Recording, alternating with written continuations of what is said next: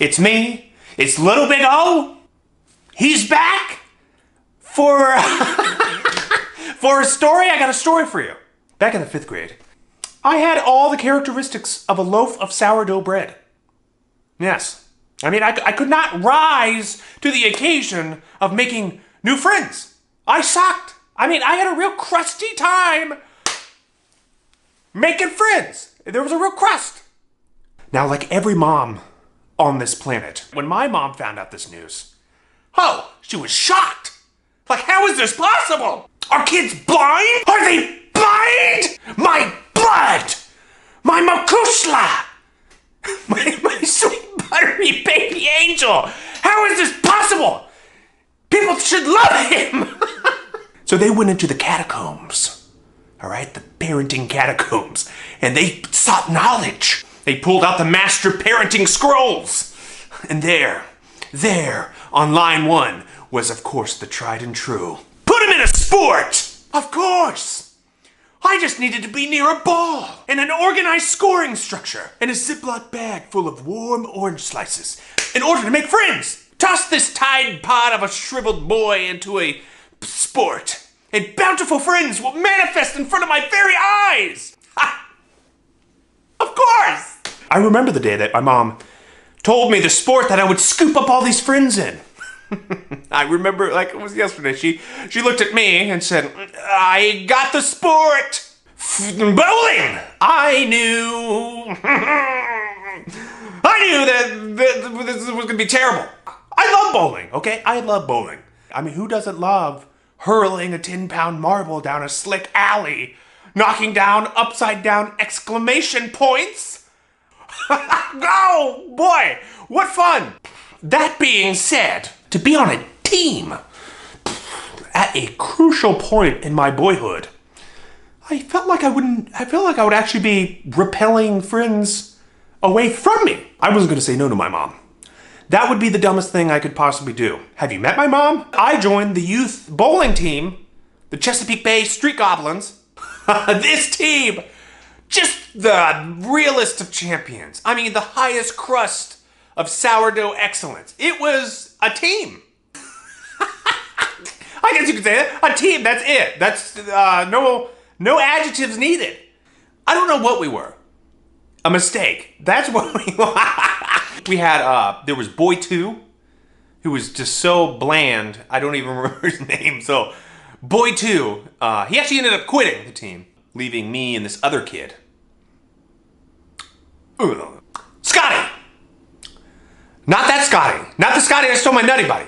This is a whole entirely new Scotty. He was the biggest brat to walk the face of the earth, and the body of the earth, and the butthole of the earth. Just all the earth orifices.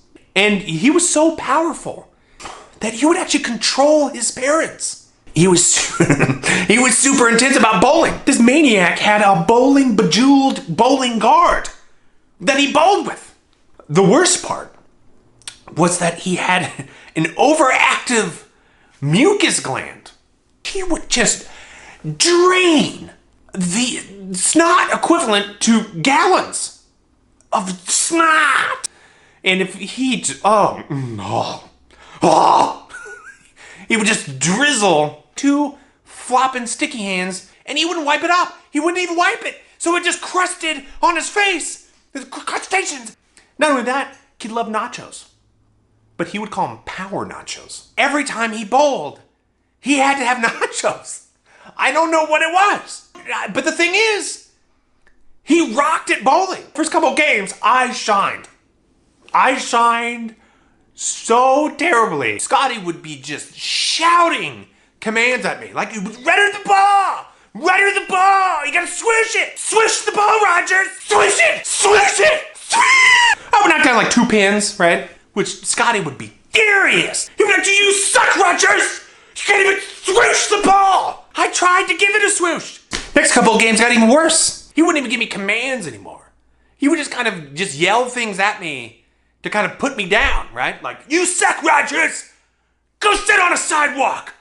Go sit on a sidewalk! You wanna watch a real bowler? Come over here and come and talk to Scotty, okay? I don't know. Turn into a New York over here. You're over here. You're trying to bowl. Why don't you go sit on the side? Go sit on the sidewalk. I don't even know how that's an insult. That actually sounds like a lovely day.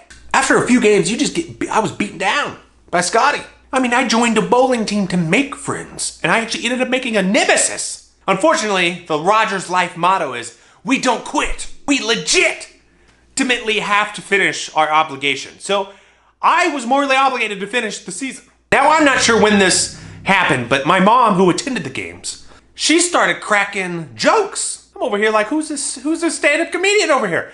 This is great. And she came up with a nickname for Scotty. Hence the title of the video, Snotty Scotty, okay? Came up with Snotty Scotty. I thought this was the funniest thing that I have ever heard, to ever exist on this planet. This was the funniest, here's the funniest joke I've heard. There's Snotty Scotty, okay? I loved it. I was eating this thing up. I loved going to games at this point, just to hear my mom's commentary on Snotty Scotty. Eventually, Snotty Scotty, still makes me laugh. Eventually, he lost all faith in me. Didn't have an ounce of faith in my bowling ability. So he actually turned to physical violence, okay? After a bowl, I got one pin on. As I'm walking to my seat, I'm like, hey, look at me. Big shot in town. Scotty trips me. I freaking eat it. So I get a busted lip and I'm bleeding. And I'm thinking, well, man, maybe I just slipped on the alley. And then he comes over and he kicks my head back down into the alley. And my mom witnesses this whole event in front of her. She gets up out of her seat like a howling phoenix. Oh, Shazam! Like she got this invisible Super Saiyan mom power. You could feel the heat of her aura. Like she turns to Snotty Scotty's parents. She's like, are you gonna do something about Omen here? And they just cower. They cower and they were so scared of their own boy. It was like they weren't even parents. They were just trying to be his friend, enabling him, feeding him, making him more powerful. And my mom, while wiping the blood from my face, right? She looked over at Snotty Scotty and says like, hey! You're a speckle. Scotty's like, what? I'm a what? Right? So she's like, you want to know what a speckle is? It's nothing. That's what brats are. That is what you are. You could tell that he was like, that affected him, right? Like, he's like, you can't talk to me like that. My mom's like, I can talk to a speckle any way I want. Speckle. He yells to his mom and dad, he's like, mom, dad.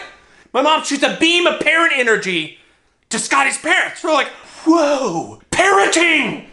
Is this what this is? Suddenly, Scotty's mom, you could tell something was manifesting, morphing.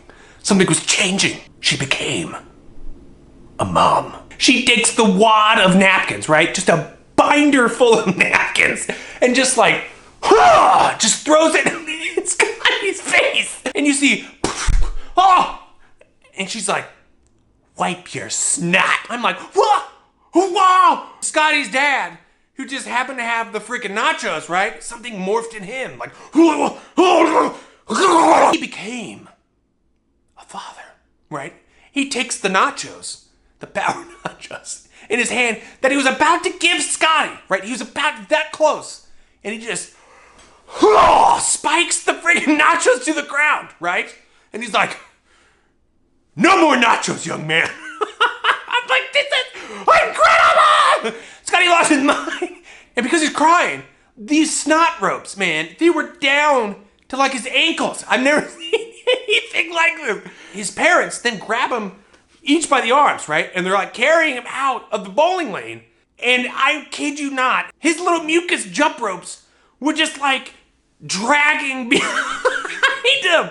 But that was the last game I ever had to bowl on that team. I actually learned a couple things. I joined that bowling team to find a friend. I didn't expect to find one in my mom. And the world doesn't revolve around a speckle. It actually revolves around a son, a mom and son. And you don't want to get caught in their orbit or you're going to get burned. That wrapped together nicely.